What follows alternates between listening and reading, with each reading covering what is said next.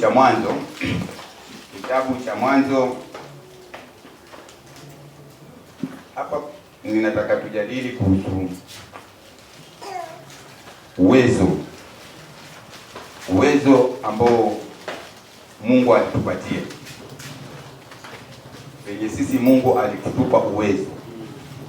Nataka tujadili kuhusu hilo. Bwana Yesu asifiwe. Ila nataka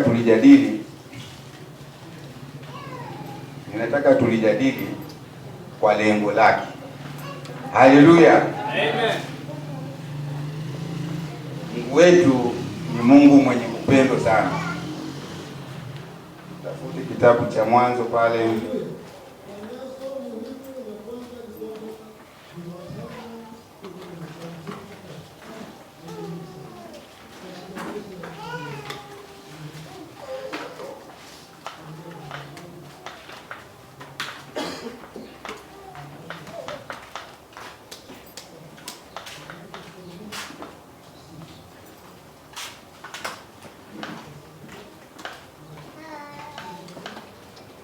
Tutafute katika kitabu cha Mwanzo 3, tuanzie pale mstari wa 14. Bwana Yesu asifiwe. Haleluya. Amen. Nitasoma. Bwana akamwambia nyoka, kwa sababu umeyafanya hayo, umelaaniwa wewe kuliko wanyama wote na kuliko hayawani wote walioko mwituni. Kwa tumbo utakwenda na mavumbi utakula siku zako zote za maisha yako. Bwana Yesu asifiwe. Inaendelea hapa, nasema nami nitaweka adui kati yako wewe na huyo mwanamke na kati ya uzao wako na uzao wake. Atakuponda kichwa na wewe utamponda kisigino. Akamwambia na mwanamke, hakika nitakuzidishia utungu wako wa kuzaa kwako, kwa utungu utazaa watoto, na tamaa yako itakuwa kwa mumeo, naye atakutawala. Bwana Yesu asifiwe. Kisha ukiendelea mstari wa 17 pale, akampa naye Adamu kazi yake ya kufanya. Bwana Yesu asifiwe. Haleluya.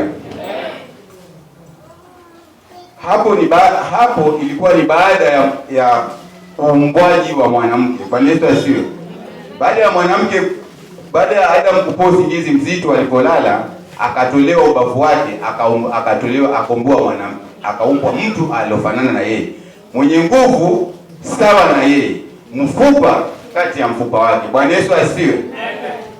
Yule mwanamke alipokuwa ndo ameamka, Adamu alipomuona, aliona amefanana naye na yomfaa. Bwana Yesu asifiwe. Na Mungu alikuwa hajapata muda mzuri wa kuzungumza na huyu mwanamke. Kwa hivyo alikuwa ni muda wa Adam, kwa sababu Adam aliishi na Mungu muda mrefu. Ilikuwa ni muda wa Adam ampe mawaidha mwanamke. Bwana Yesu asifiwe. Lakini kwa ajili ya tamaa ama kwa ajili ya ujanja wa shetani ambaye ndio yule nyoka Ibilisi, akamtangulia mbele, akamdanganya. Kumbuka kuwa kabla Hawa adanganye, alikuwa Adamu ashamtembeza kwa ile bustani. Bwana Yesu asifiwe. Na akamwambia, Mungu ametuambia hiki na ametukataza hiki na ametuambia na kile. Bwana Yesu asifiwe. Lakini kwa ajili ya tamaa akakubali uongo wa shetani ukamuingia, na kwa nguvu zake mwanamke akala tunda na akamshawishi na mumewe akampotosha kwa Mungu. Bwana Yesu asifiwe. Hii ina maana gani?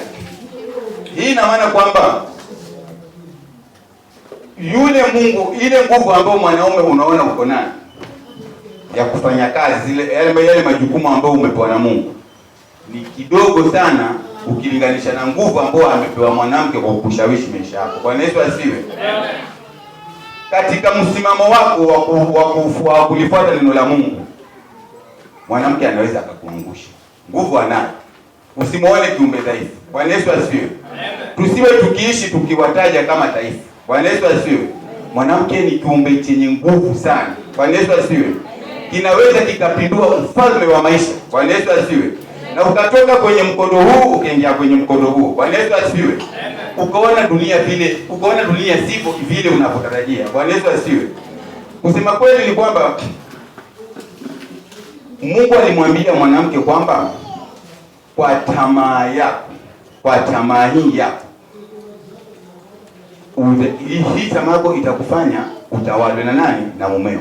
Kwa hivyo hiyo tamaa ako nayo, ile tamaa ya jambo ambalo yule mwanamke ako nayo, ambayo ndo anakufuata akikwambia, hiyo ndo inaweza kufanya wewe akubadilishe.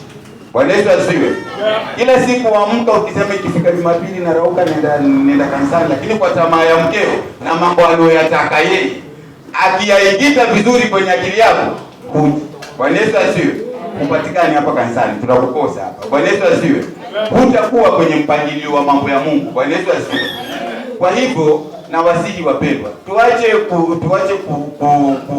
kuwachukulia hawa dada zetu kama kiumbe dhaifu, kama vile dunia inakupeleka. Tunaona dunia inakupeleka, mwanamke ni kiumbe dhaifu, yeye sijui ni shingo, yeye hana uwezo.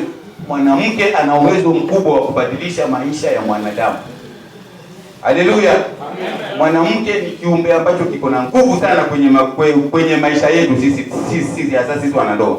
Kwa hivyo katika maisha yako kumpendeza Mungu, hakikisha unalifuata neno, na pia uhakikishe unamshauri, na uhakikishe na washauri anaotembea nao yeye pia ni wa kumshauri kwa ajili ya neno la Mungu pekee yake. Bwana Yesu asifiwe. Kinyume na hivyo utaona mambo yamebadilika. Haleluya.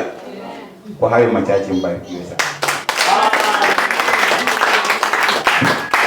Amen. Bwana asifiwe.